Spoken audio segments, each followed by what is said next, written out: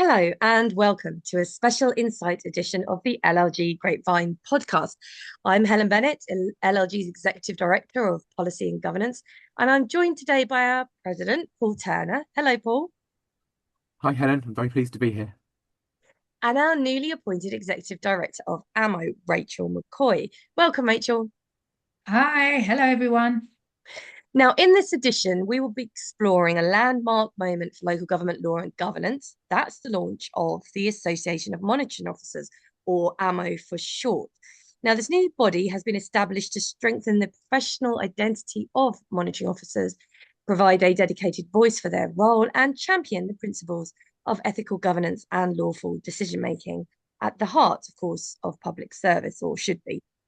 So let's talk about the vision for the association, its ambitions for the future, and the impact it hopes to have on the culture of governance across the sector. So let's dive straight in. Paul, can you share with the listeners the story behind the creation of the association? Yes, it sort of goes back 2 years when Rachel was president. Actually, we published the LGRU Brown Jacobson work on the changing role of the monitoring officer, and the feedback in the study was that people wanted a professional body for monitoring officers, and that kind of chimed with me. I'd also felt that you know chief executives have solace, Section 151s have SIPFA, but we don't really have anything in the same way as that. I mean, not that LLG hasn't done anything in that space, because LLG has been very active and we're very lucky to have LLG, but it's not really taken that professional body role. So then last year, LLG decided that it wanted to be that professional body and set it up. And all of us on this call know, but our members may not, that LLG is a very small but mighty organisation, and there have been other Mm. projects to do. So we can only really start in earnest this summer, and we set ourselves the target of launching the association at the governance conference. So we created a working group, have met over the summer. We agreed on a name. That was quite an interesting conversation. Yeah. We decided not to call ourselves Salamo, which was too close to salami for my liking. And then we realized we needed someone to lead on the creation of the organization, and we advertised, and I'm delighted that Rachel was appointed to the role. It's sort of almost things have come full circle, I would say in some ways, but I'm really pleased that Rachel is now in post, and we're all working to deliver the Association of Monitoring Officers for members. Yeah, Rachel, when you were the president back at the time of the report, as Paul mentioned, did you envisage you'd end up at the forefront of it, delivering it? No, not at all. I mean, yeah, it was something that we were talking about and then talking about more, like actually, this is kind of what we need to be in this space, delivering this body by us for us. But yeah, I mean, I couldn't have envisaged this, but I always knew that I would be, have some contribution to it. Like most of us, we're just so passionate about this and creating something really special and Yeah. meaningful and purposeful for the membership. But no, not at all. So, Paul, tell me about shaping the vision of AMO. How did you go about leading on that and establishing with monitoring officers what the vision should be? So I talked about we created this interim working group, and that's been sort of people who approached us from, because I set this as one of my presidential priorities for the year, the Mm. creation of the professional body, and people reached out, and we've sort of come together and had conversations there.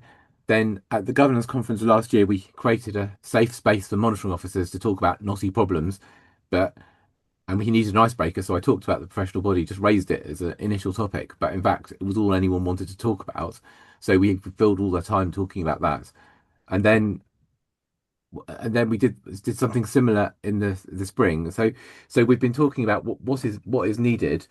Um, I wouldn't say that we're the vision is set in stone yet, but No. I would say that we've got a direction of travel. We've got lots of things that we would like to do and which we think members will want. And I think it will be really important for us to continue to reach into the membership when people have joined AMO, which hopefully that which well, I'm sure they will all join, and then Mm. then I'm sure Rachel will be working with membership to sort of take it forward. But for me, it's really important that we're for everybody who is serious about being the role of monitoring officer, and that's really really important. Yeah, I couldn't agree more.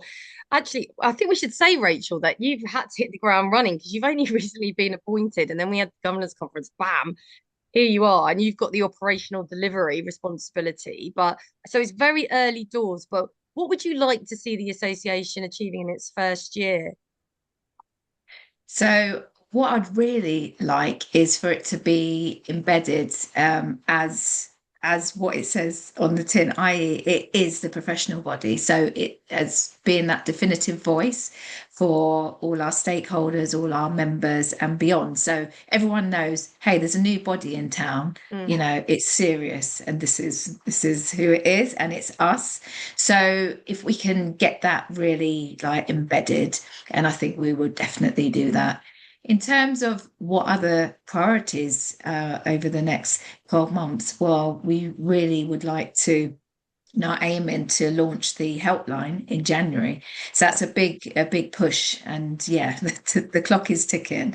But that is something that we'd really like to get going to get that support piece, embedded for membership.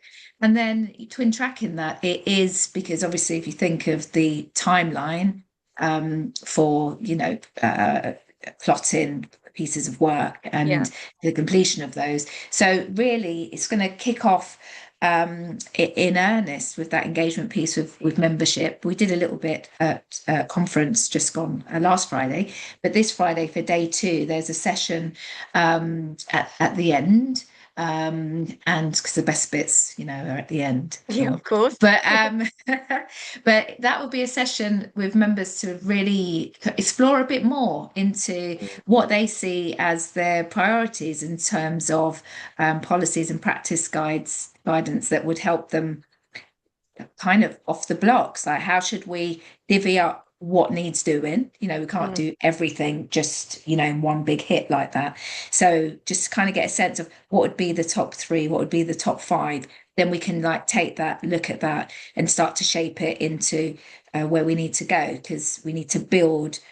It might be like round table sessions around that topic to get all the feedback in and then go on to commission that work or get that work kind of drafted, whatever it may be. So it was really interesting last week just to hear back from the membership. Really, really, really helpful. So it's to delve into that a little bit more. So those types of things and just getting our name out there and, that engagement piece, because this is body for members, isn't it? It's their body. So that's what we really Absolutely. need to get across. Yeah, and on that point, Paul, I think it's fair to say, and you can tell me if I'm wrong, that this isn't an association that's sort of passive throwing services. We need that monitoring officer engagement. What do you want to see from the monitoring officers who are part of this, the group that the monitoring officers association is serving? What's their role? What should they be doing to make it successful? So I I think that letting us know what they want is really really important. I think once the helpline is launched in January, we would like them to we want people to use the helpline because that will help us build a knowledge base of the issues that are concerning members so that we can improve the helpline and also improve the policy guidance. And I, I think we need to work out whether there's a role or what the role is for helping in terms of the production of the best practice guidance because we've got a very long shopping list and that's just the committee's view. It might not be where we end up, but it may be that there are members who can contribute with the drafting of that. I mean, ultimately, everything is going to have to be peer reviewed by the committee. But I think that it's the whole purpose of it is that it's not just what what one person thinks, not what I think or what Rachel thinks or or Helen Bradley thinks. It's what the brains trust, as one of the members would call it, Yeah, come to a consensus on it. So reaching out and saying what's wanted, I think that's really important because everyone has an idea. One of the things I've discovered is that when you say we need a professional body, an idea to somebody, an idea pops into their head as to what they think a professional body is, and everyone has a slightly different idea. And we will have to shape it to what works for monitoring officers. That's really, really important. A- Absolutely. And I think um, there's that internal piece about supporting monitoring officers, but there's also an outward facing element to this, both in terms of lobbying and affecting change, sort of legislatively, but also shaping the future culture of local government decision making. Rachel, how do you see the body being able to position itself to actually impact culture within local government? Well, I think fortunately for the body, we're not starting from a clean slate. And what I mean by that is, whilst we're independent and it's a body in its own right, we are kind of under, I don't know, say like a subset of LLG itself, the wider family. And the work in terms of really, boosting and kind of amplifying that monitor I mean, speak today, a monitoring officer voice has started a long time ago. So we, Yeah, collectively with through LLG, has done that kind of work. This is to take it to the next level. So it is about building upon those relationships that we have, with central government, with MHCLG, with our stakeholder partners, our ADSO, our Solace, our SIPFA, our everybody, and really kind of being at the forefront of some of that thinking. And that means, knocking on the door as well, saying, hey, well, we think this. Do you think this is a good idea? So it's about being proactive as well, not just reactive, yeah, in terms of what's coming to us. Like we can go as well and say, well, this is kind of what we were thinking. So I think it's just really building upon that collaboration, that engagement, being really bold and brave in that, which is what we all do anyway. I think it's in our DNA, as the body, but as monitoring officers as well, and our DMOs. So I think, really just continuing, but taking it to the next level. And I think that the professional body helps us in that because we're serious. And this is how serious we are, yeah, And I think there's such power in that and such power in our membership who, is incredibly proud of every single day.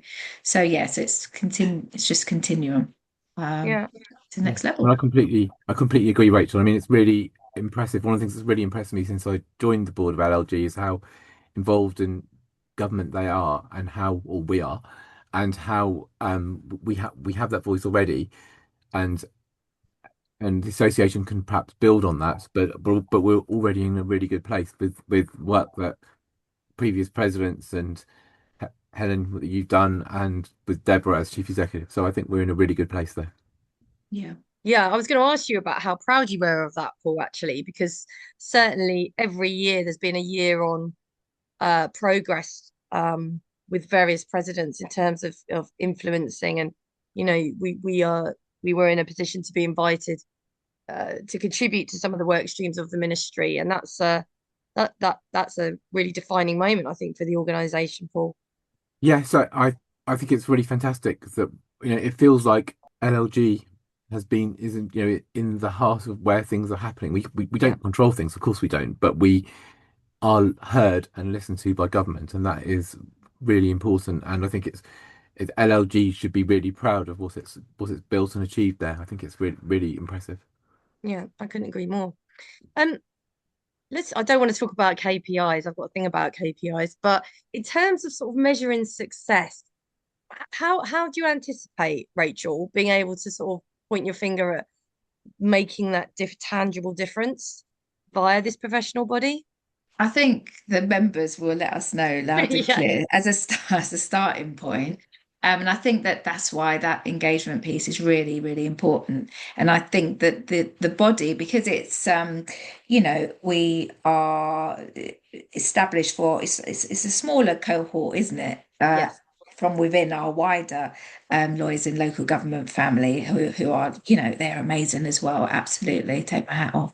But this is that concentrated pool. So, you know, I'm hoping that that will make it even will mean that engagement is it can be even more dynamic because it's, you know, it's a smaller group to kind of do lots of different interesting things with. And one of the things I spoke about on Friday was in my camera analogy that I gave, and you know, the last bit of that was, you know, we would try different things, you know. So if we take a shot and it doesn't work out, guess what? We will look at that and do something differently because a lot of this is, isn't it, about trying different things in different ways, and that's the interesting and exciting thing about it.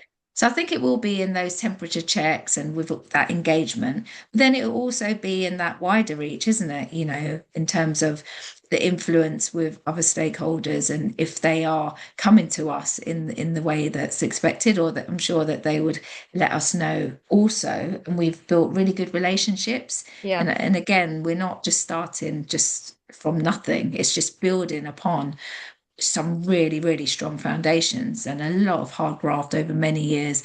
You know, Paul's done a fantastic job, and you know, presidents before, and just the LLG, you know, in itself as an organization is just it's just done an immense amount of hard work, and it's there to see. The testimony is there, isn't it? Yeah. So I think that more of that, and just not being afraid, you know, if membership go, oh, we didn't really, you know, we didn't think that worked so well, or you know, this we wanted it more like this, then it's really getting those soundings. So I think that that's the way, really. That's the only way it would work. And then to get our names out there as, again, it's that definitive position thing, isn't Yeah. it? Like the definitive position is this. It's from what the body says on X, and all the press and everyone of influence comes to us to give that. Yeah, Yeah. I think that would be a good Absolutely. measure. Yeah. Paul, Rachel talked there about like already having the foundations and the subset of monitoring officers. So what would you, I suppose I'm thinking in terms of the wider membership here, you know, how would you reassure people that this doesn't mean that LLG is going to lose its focus on governance and embedding, you know, for all levels of lawyer, the importance of um, ethical standards and governance? So I think that's going to settle down over time.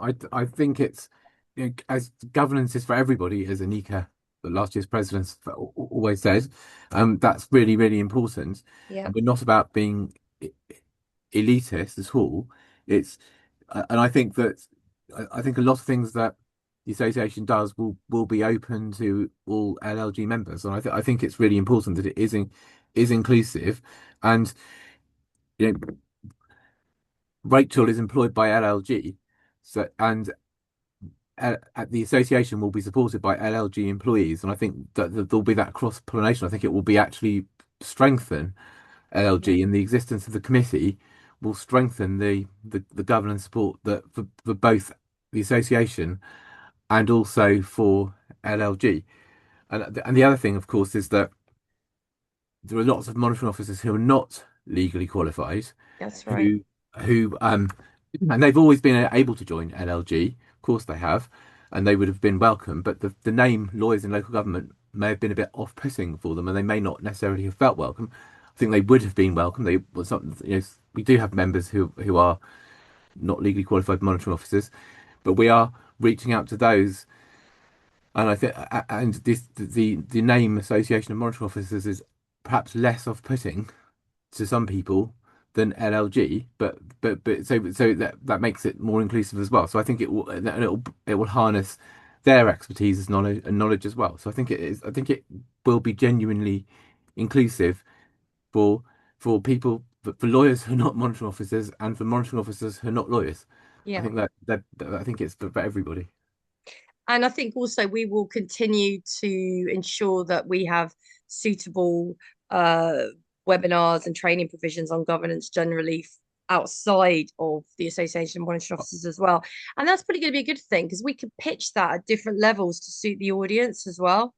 So hopefully that'll be beneficial. But just before we wrap up, this is an annoying question I always think from people who are hosting. But Rachel, if you could, I want one thing from both of you. Rachel, you go first. If you could leave listeners with one message about why this association matters, what would it be? Because we are absolutely at the coalface of governance and instrumental in ensuring that your governance permeates our organisations. So our voice needs to be loud and clear and in all the top places where that influence happens. We need to be setting the tone for that in order to ensure that governance is done, and led in the right way. Yeah, absolutely. Paul, your takeaway? Yeah, so I think most people already know that this is really needed. Everyone has come up to me and saying that, but I think that it will really help monitoring officers to do their job. The best practice guidance in particular, I'm very excited about, because even if you're in a really good authority, you're going to have difficult moments. Yeah. And best practice guidance, you can say, this is what my professional body says we should be doing, and that is more likely to get weight sometimes than what you're saying is what people think is your view. Yeah. Because there are some people in every organisation who think that lawyers can interpret the law whichever way they want to, which of course lawyers know that's not the case, but sometimes other people might not think that. So I think that the best practice guidance will be really, really key from my perspective. And could I add something? Sorry, Sure, do you mind? Yeah, go for it. Just quickly on the back of what Paul just said there, just to get this message clearly articulated to everyone, is on that best practice and on that, where do you get all your, all your tools of the trade? We really want to be supporting our DMOs, and it's kind of what Paul's just touched upon there, having that resource, having that, portmanteau or, of all these documents. In the end, obviously, we need to get going. So there's not going to be like a million documents there, like from day one, but there will be as we progress. But then there, it gives that support to our DMOs coming up and our aspirants, because at the moment, there is a big, a bit of a gap, just because lots of people are retiring, people are stepping in to positions just overnight, in lots of places with, LGR as well. Things are changing, and it would equip, everyone, just give a baseline to go like, no, this is, our body says this, just like what Paul said, and there's a place to go. And it's like, oh, thank you, thank you, universe, for this. So that's what we really want to get across as well, that the body will provide. Yeah. Excellent. Well, Paul, it's great to have you on as LLG president, but also as the shadow member of the committee for AMO. So thanks for joining me today. Thank you. Rachel, brilliant to have you on board as always. I look forward to your AMO podcasts in due course in the future. All right. Thank you very much. Lovely to share the time. And on that note, no problem. And on that note, that's it for the special insight edition of the LLG Grapevine podcast. MOs and deputy MOs, please do go to our website and click on the header for AMO to register your interest to join. And if anyone has any questions about AMO, please do get in touch directly. Thank you for listening.